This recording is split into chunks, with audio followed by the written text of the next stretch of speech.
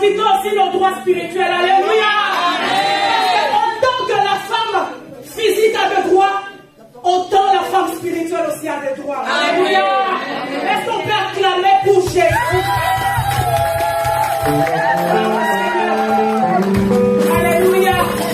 Que notre Dieu soit béni. Amen. Merci, je bénis le Seigneur parce que c'est une grâce de se tenir devant l'église de Dieu. Amen. Nous ne sommes pas parfaites. Nous ne sommes pas saintes. C'est seulement une grâce. Alléluia. Amen. Le fait de se tenir devant vous ne veut pas dire que je suis spéciale. Je ne suis pas spéciale. Amen. Mais je compris seulement que Dieu a déposé quelque chose en moi et il faut que je me lève pour que ces choses-là travaillent. Amen. Alléluia. Amen. Voilà pourquoi nous allons commencer par dire merci à Dieu. Nous rendons grâce à Dieu parce qu'il a rendu cette journée disponible. Et nous bénissons aussi toutes les mamans. En tout cas, nous bénissons l'homme de Dieu. C'est lui que Dieu a établi dans cette assemblée. Alléluia. C'est un papa extraordinaire. Alléluia. C'est lui qui nous donne le courage d'avancer dans l'œuvre de Dieu. C'est lui qui croit à la femme. Alléluia. Il croit que la femme a quelque chose de la part de Dieu. Voilà pourquoi aujourd'hui il a dit, maman David, faites comme si je ne suis pas là. Alléluia. Et j'ai demandé au pasteur, nous allons acclamer Dieu pour lui. Lorsqu'il se lève, on acclame bien le Seigneur.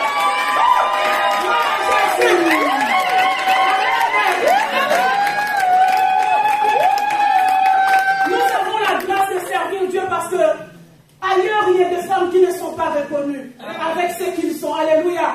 Mais nous avons la grâce d'avoir ce papa formidable qui reconnaît la grâce de la femme. Amen. Merci, papa. Et je veux aussi bénir celui avec qui je partage mes jours et mes nuits. Alléluia. Et maman Pauline a dit, sans les papas, nous ne pouvons rien faire. Alléluia. Le monde a dit, derrière un grand homme se cache une grande femme. Mais derrière aussi un grand homme. Derrière une grande femme. Parce que nous sommes des grandes femmes. Alléluia. Se cache aussi des hommes merveilleux. Alléluia. Je bénis le Seigneur pour l'homme de ma vie. Parce que grâce à lui, je peux continuer dans l'œuvre de Dieu. Alléluia. Amen.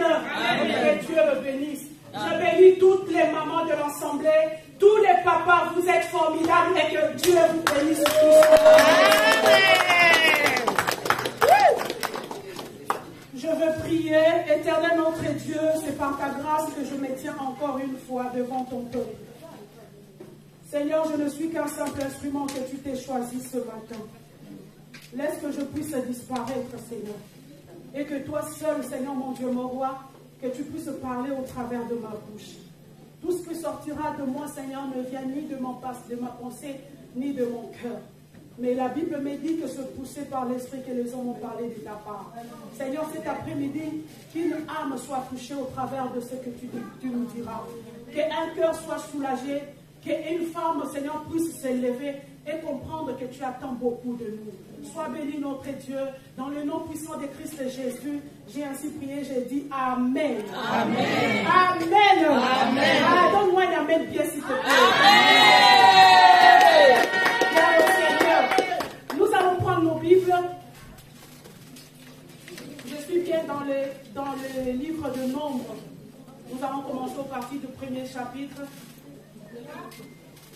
Nombre 27, nous allons commencer au premier verset. Le livre de Nombre, chapitre 27 et le premier verset. Je vois que notre lectrice est vraiment sous la caméra, derrière la caméra. Elle est là. Ah, j'invite notre merveilleuse lectrice. Ah, on peut acclamer Jésus quand même.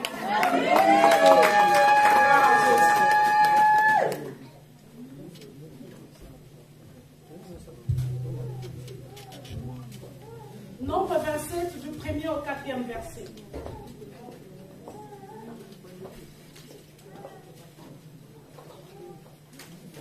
Nombre 27, chapitre 27, verset 1 à 4. Je lis la parole au nom du Seigneur. Amen. Alors s'approchèrent les filles de Tislophad, fils de Épher, fils de Galad, fils de Makir, fils de Manassé, des clans de Manassé, fils de Joseph.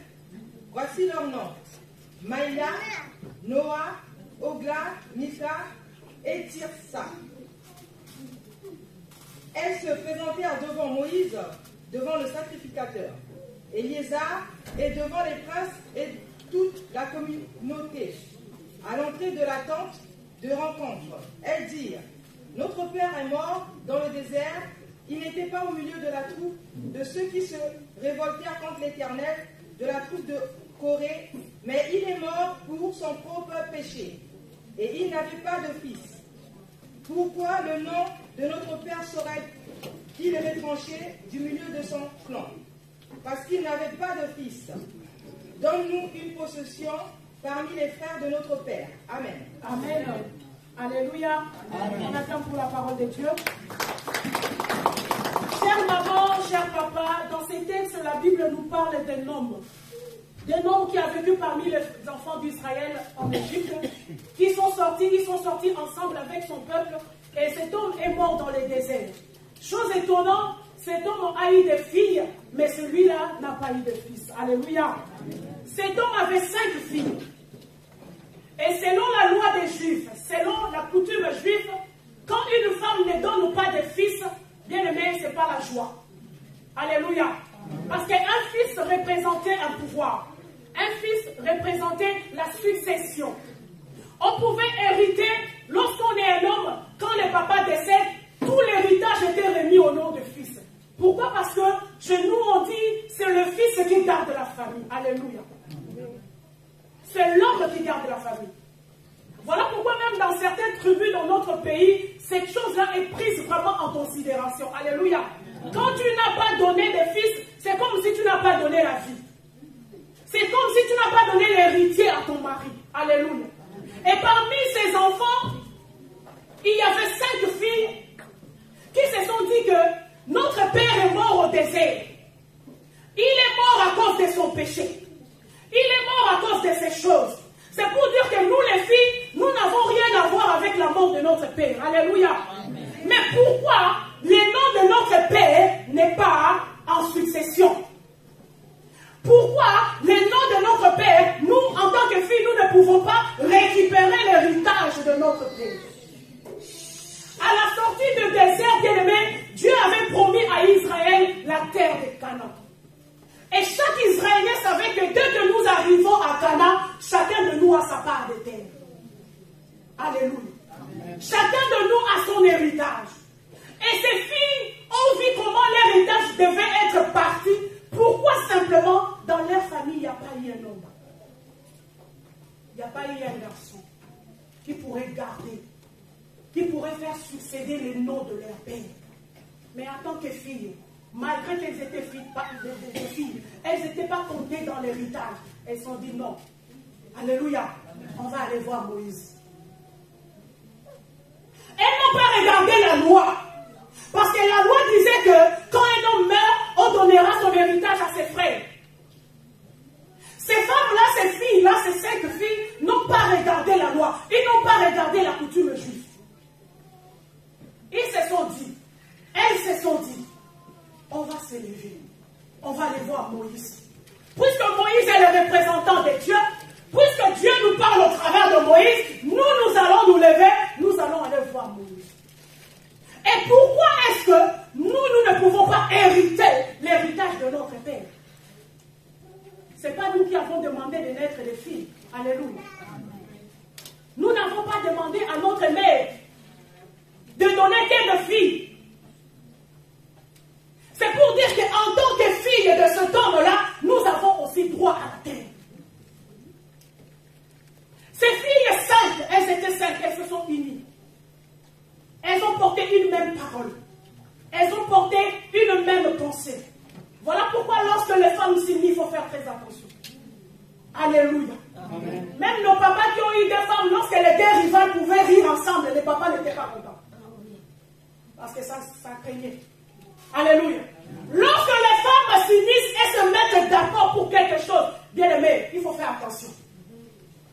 Qui a dit que les femmes ne pourront pas construire le pays? C'est ce qu'on nous dit. Depuis que nous sommes nés, c'est ce que nous écoutons. Alléluia. Amen. Que les femmes ne peuvent pas faire quelque chose de bon. Qui a dit ça? Moi, je veux te dire, la femme, lorsque